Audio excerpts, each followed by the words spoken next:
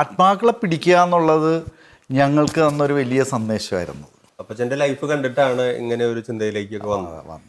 പിന്നീട് എപ്പോഴാണ് ഷാജി ചേട്ടനൊക്കെ ഈ ഒരു തീരുമാനത്തിലേക്ക്, അല്ലെങ്കിൽ കൂടുതൽ തീക്ഷ്ണതയോടെ വിവാഹത്തിന് മുൻപ് തന്നെ ഇങ്ങനെ ശുശ്രൂഷയുമായി ബന്ധപ്പെട്ട് അല്ലെങ്കിൽ ഈ ഒരു നവീകരണ മേഖലയിലേക്ക് കൂടുതൽ ആക്റ്റീവായിരുന്നു? ഇല്ല. കല്യാണം കഴിഞ്ഞ് ഞാൻ ബിസിനസ്സിലോട്ട് വരുമ്പോൾ, അപ്പോൾ ആ വിവാഹത്തിന് മുമ്പ് നായിക്കമ്പറമ്പിളച്ഛൻ ഒരിക്കൽ എന്നോട് പറഞ്ഞു, നിന്നെ കർത്താവ് തിരഞ്ഞെടുത്തിട്ടുണ്ട് ദൈവവിലയ്ക്ക്. അപ്പം ഞാൻ പറഞ്ഞു, അത് ഒരു 50 വയസ്സ് കഴിഞ്ഞിട്ടുള്ള കാര്യമാണ്, ഇപ്പോൾ എനിക്ക് അടിച്ചു പൊളിച്ച് ജീവിക്കണം എന്നുള്ളതായിരുന്നു എൻ്റെ. അപ്പോൾ അതൊന്നും ആലോചിക്കാൻ പറ്റാത്ത കാര്യമായിരുന്നു. പക്ഷേ ആ വിവാഹശേഷം ഞാനൊരു ബിസിനസ് തുടങ്ങുകയാണ്. ഒരു വലിയ ടെക്സ്റ്റൈൽ ഷോപ്പ് സൗത്തിൽ തുടങ്ങി. അത് ഒരു 9 വർഷം കൊണ്ട് തകർന്ന് തരിപ്പണമായി. 25 ലക്ഷം രൂപ, അന്ന് 25 ലക്ഷം എന്ന് പറഞ്ഞാൽ ഇന്നൊരു 2.5 കോടി 3 കോടി രൂപയുടെ അത്രയും വലിയൊരു കടബാധ്യതകൾ. മക്കൾ 2 പേര് അന്ന് ചെറുത്, അവർക്ക് സ്കൂൾ ഫീസ് അടക്കാൻ പറ്റാത്ത വിധത്തിലുള്ള അത്രയും വലിയ കടത്തിലേക്ക് വന്ന് ഒരിക്കലും ഇനി മുന്നോട്ട് പോകാൻ പറ്റാത്തൊരവസ്ഥയായി.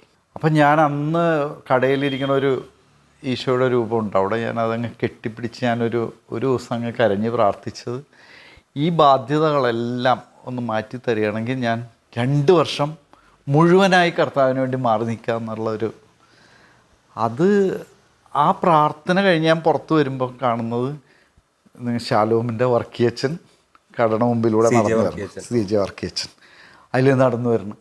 ഞാൻ പറഞ്ഞു, അച്ഛൻ ഒന്ന് എൻ്റെ കടയിൽ വന്നൊന്ന് പ്രാർത്ഥിക്കണമെന്ന് പറഞ്ഞ് ഞാൻ ഓടിച്ചെന്ന് വിളിച്ച് കടയിൽ കൊണ്ടുവന്ന് അച്ഛൻ പ്രാർത്ഥിക്കുന്ന സമയത്ത് ഞാൻ പറഞ്ഞു, ഞാനിങ്ങനെ ഒരു 2 വർഷം മുഴുവനായിട്ട് എൻ്റെ ഈ ബാധ്യതകൾ തീർന്ന ഞാൻ മുഴുവനായിട്ട് ഞാൻ 2 വർഷം കർത്താവിന് വേണ്ടി എന്നൊരു വാക്ക് പറഞ്ഞു. അപ്പോൾ അച്ഛൻ പറഞ്ഞു, അത് ആരോടും പറയണ്ട, അത് നീ പറയണത് കേൾക്കുമ്പോൾ തന്നെ പിശാച് അതിനെ തടസ്സപ്പെടും, ബ്ലോക്ക് ചെയ്യും. അതുകൊണ്ട് അത് പറയാതെ പ്രാർത്ഥിച്ച് സറണ്ടർ ചെയ്ത് പ്രാർത്ഥിച്ചാൽ മതി എന്ന് പറഞ്ഞാൽ അച്ഛൻ കണ്ണടച്ച് പ്രാർത്ഥിച്ചിട്ട് എന്നോട് 2 ദിവസത്തിനുള്ളിൽ നിൻ്റെ പ്രശ്നങ്ങൾക്കെല്ലാം പരിഹാരം ഉണ്ടാകുന്നു. ഞാൻ 1 വർഷത്തിന് മേളിലായി ഇങ്ങനെ ഇരിക്കുന്നത്, ഇത്രയും ബാധ്യതയോടെ ഒരു വഴി മുന്നോട്ടില്ലാതെ ഇരിക്കണത് ഞാൻ 1 വർഷമായെന്ന് പറയണം. 2 ദിവസം കൊണ്ട് നിൻ്റെ പ്രശ്നത്തിന് പരിഹാരം ഉണ്ടാവും എന്ന് പറയുമ്പോൾ അത് വിശ്വസിക്കാൻ ആർക്കും പറ്റില്ല. പക്ഷേ അന്ന് വൈകിട്ട് ഒരു എൻജിനീയർ, എനിക്ക് പരിചയമുള്ള ഒരു എൻജിനീയർ എൻ്റെ കടയിൽ വരികയാണ്. അയാൾ എന്നോട് ചോദിക്കുകയാണ്, എന്താണ് ഇത്രയും വലിയ ഒന്നും സ്റ്റോക്കില്ല, ഇതെങ്ങനെ മുന്നോട്ട് പോകാൻ പോകണം, എന്താണെന്നൊക്കെ ചോദിക്കണം. അപ്പോൾ ഞാൻ പറഞ്ഞു, ഇതിങ്ങനെ ആയിപ്പോയി, കടങ്ങൾ ഇത്രയാണ്. പക്ഷേ ഒരു മണിക്കൂർ കഴിഞ്ഞ് അയാൾ തിരിച്ചു വന്നിട്ട് എന്നോട് പറയാണ്, ഈ കട ഞാൻ എടുക്കാം.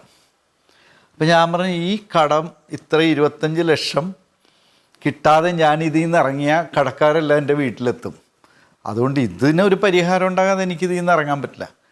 പുള്ളി എടുത്ത വായിക്ക് എന്നോട് പറഞ്ഞതാണ്, ഈ 25 ലക്ഷം രൂപ ഞാൻ തരും.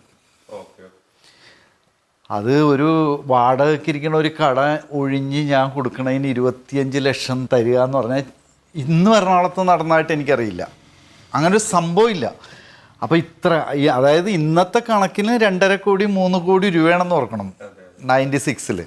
അപ്പോൾ അത്രയും പൈസ തന്ന് എൻ്റെ ബാധ്യതകളെല്ലാം ഏറ്റെടുത്ത അപ്പം അതെന്നെ സംബന്ധിച്ച് ദൈവം ഒരു ദൂതനെ അവിടെ കൊണ്ടുവരുന്നു, എന്നെ തമ്പുരാൻ്റെ വിളിക്കായി മാറ്റുന്നു. ഇതിൽ കൂടുതൽ ഇനി അതിനൊരു വിശദീകരണം വേണ്ട. അപ്പൊ ദൈവം, എനിക്ക് തോന്നുന്നു ദൈവത്തിന് വേണ്ടി പ്രവർത്തിക്കാനാണ് ദൈവം കൂടുതൽ പ്രാധാന്യം കൊടുക്കുന്നത്. അപ്പൊ അതിന് നമുക്ക് എന്ത് തടസ്സമുണ്ടെന്ന് നമ്മൾ പറഞ്ഞു, ആ തടസ്സം ദൈവം എടുത്ത് മാറ്റി. അപ്പൊ ഇനി ഞാൻ ദൈവത്തിന് എന്നെ കൊടുക്കുക എന്നുള്ളതല്ലാതെ അതിന് വേറൊരു വഴിയില്ല. അതെ. അപ്പോൾ ശരിക്കും ഇത് ലൈഫിലെ ഒരു തീരുമാനമെടുക്കാനായിട്ട് ഇതുപോലുള്ള പല വിളികളുണ്ട്, അല്ലെങ്കിൽ നമുക്ക് പല ദൗത്യങ്ങളുണ്ട് എന്നുള്ളത് ആത്മീയ നേതൃത്വത്തിലുള്ളവരിലൂടെ ഒക്കെ നമുക്ക് നിർദ്ദേശങ്ങൾ ലഭിക്കുമ്പോഴും അതിന് മനസ്സ് കൊടുക്കാതെ, അതിനോട് യെസ് പറയാതെ ഇരിക്കുന്നവർക്കുള്ള വലിയൊരു കൺഫർമേഷനാണ് ഇപ്പൊ ശരിക്കും ഷാജിയേട്ടൻ പറയുന്ന ഒരു അനുഭവം. ഇപ്പം ഞാനിത് സമ്മതിച്ച് ഞാൻ ഇറങ്ങി, ഭാര്യ സമ്മതിക്കണ്ടേ, മക്കളുടെ കാര്യങ്ങൾ നോക്കണ്ടേ, ഇനി അടുത്തൊരു വരുമാനം എങ്ങനെ ഞാൻ മുന്നോട്ട് പോകണം. അതെ. പക്ഷെ അതിനൊരു ഫുൾ സപ്പോർട്ടായിരുന്നു എനിക്ക്. എങ്ങനെ ജീവിക്കും എന്നുള്ളൊരു ചോദ്യം അവിടെ ഇല്ലാതെ പൂർണ്ണമായിട്ട് അതിന് എൻ്റെ കൂടെ നിൽക്കുക എന്നുള്ളത് അതൊരു വലിയൊരു ശക്തി തന്നെയായിരുന്നു. പലരിലും ഞാൻ കാണുന്ന ഒരു കാര്യമാണ്, ചിലപ്പോൾ ഭർത്താവ് ഇറങ്ങാൻ റെഡിയായിരിക്കും, പക്ഷേ ആ വീട്ടിൽ പിന്തിരിപ്പിക്കുന്ന ഒരവസ്ഥ. പക്ഷേ 100% എനിക്ക് അതുപോലത്തെ സപ്പോർട്ടായിരുന്നു വീട്ടിൽ.